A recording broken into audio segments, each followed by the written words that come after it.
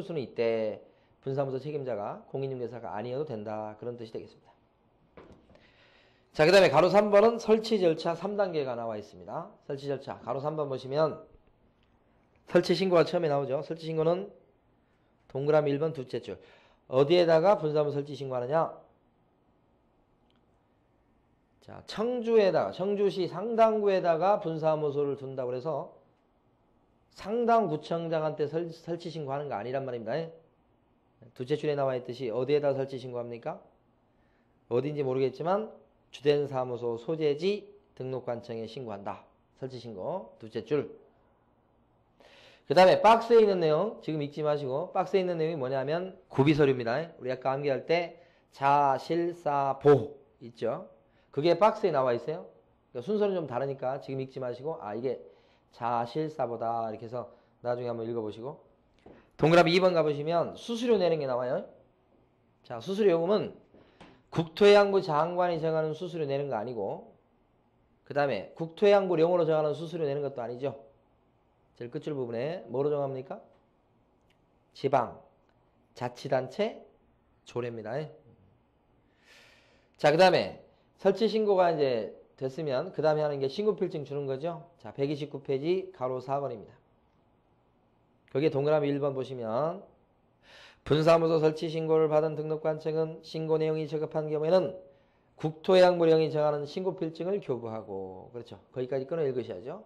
신고필증을 주는 거고요. 거기까지가 129페이지 중간에 가로 4번 보고 있습니다. 신고필증 주고 그 다음에 마지막에 하는 것이 지체 없이 분사무소의 설치 예정지역을 관할하는 시장군수구청장한테 뭐 한다고요? 통보해야 됩니다. 마지막 절차가 통보죠. 그래서 설치 절차 3단계를 본 거고요.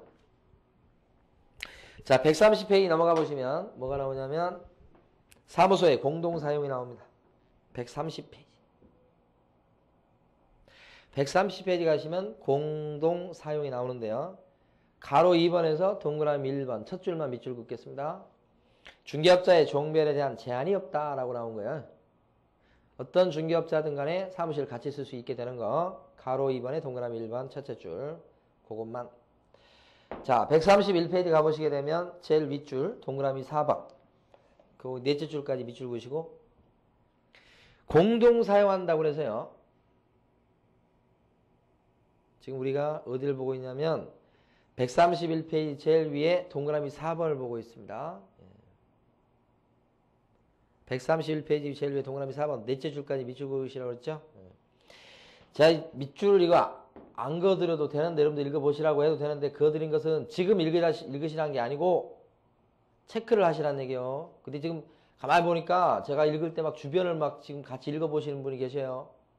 지금 바쁜데 이거 하는 거라고 해요. 지금 사실은. 그러지 마시고 제가 밑줄 긋고 체크하는 것만 딱 하시기 바랍니다. 동그라미 4번 보면 중개사무소 공동사용 신고할 필요 없다. 신고하지 말라고요. 신고할 의무 없다고요. 그냥 같이 쓰면 된다고요. 공동사용은. 그런데 분사무소 같은 경우는 신고해야 돼요. 설치 신고.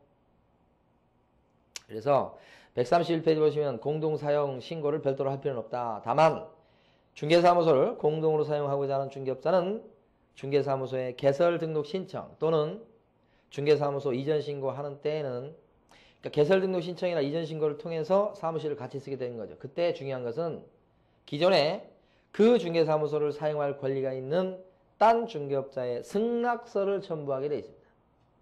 여기 시험이 많이 나온 거예요. 승낙서 첨부하시오. 이렇게. 그 다음에 가로 3번에서는요. 동그라미 1번 법률관계라고 나와 있는 거 있죠. 그걸 갖다가 넷째 줄까지 밑줄 그으시기 바랍니다.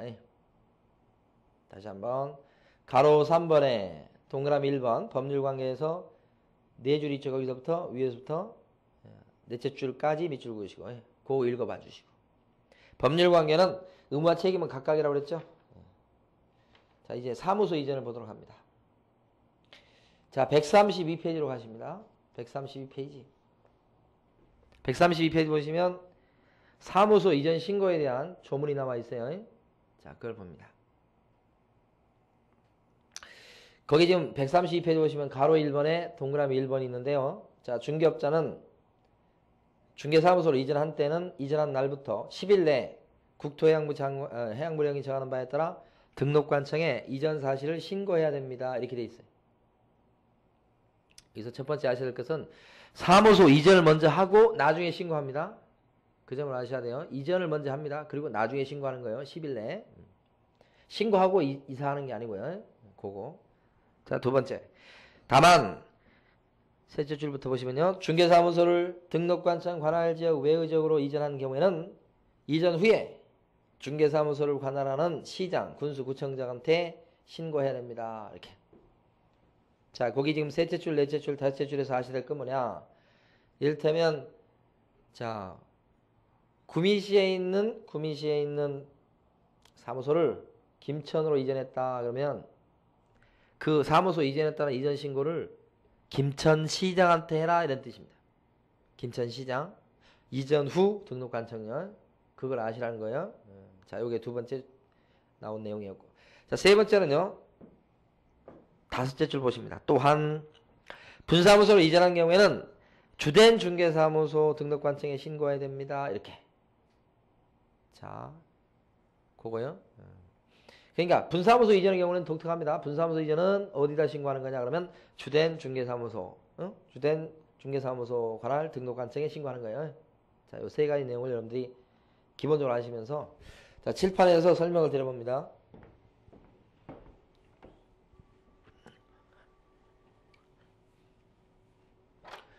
자, 사무소 이전하는데요. 이를테면 A 공림사의 중개업자고 구미시에 있던 사무실을 갖다가 김천으로 이전한다.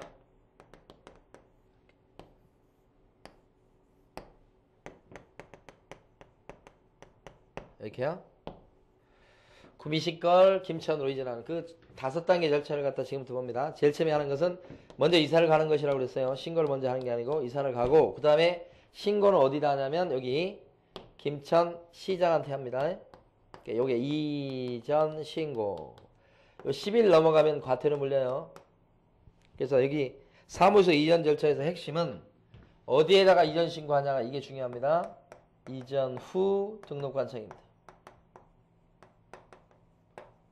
결론적으로 여기다 한다는 거죠. 김천시장한테. 그때 이전 신고하러 김천시청에 가면 이전 신고서를 적어내라고 합니다.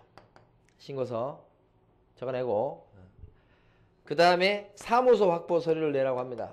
이게 뭐냐면 이 사무소 이전한다고 하는 것이 이것을 폐쇄하고 이걸 얻는 거죠. 이렇게 새롭게 확보한 사무소 확보 서류 얘기합니다.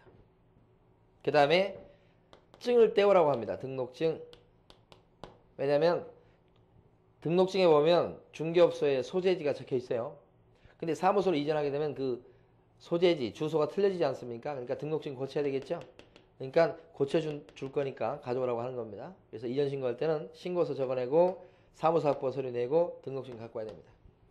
자, 이것을 갖다가 암기를 해보시면 신사증 이렇게 암기하면 좋겠다는 거죠. 신사증을 들고 와서 신고합니다. 신사증, 신고서하고 사무소 확보 서류하고 증하고요.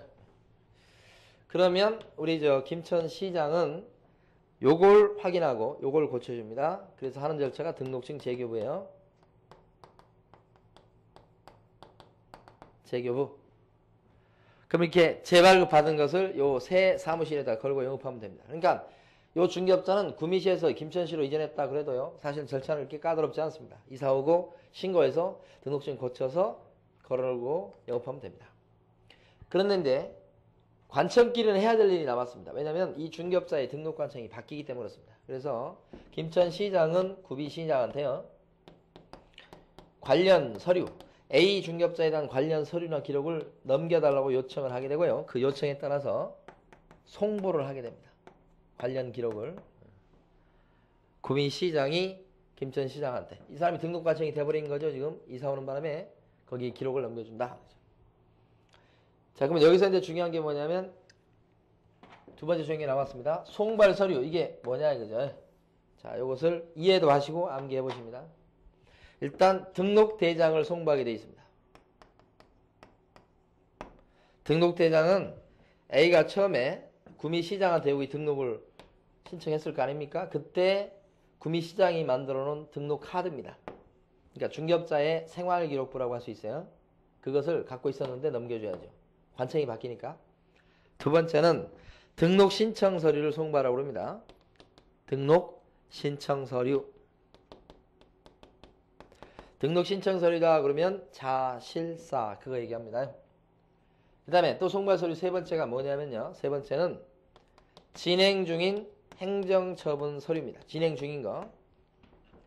진행 중인 거니까 구미시에 있었을 때 위반행위를 저질렀다.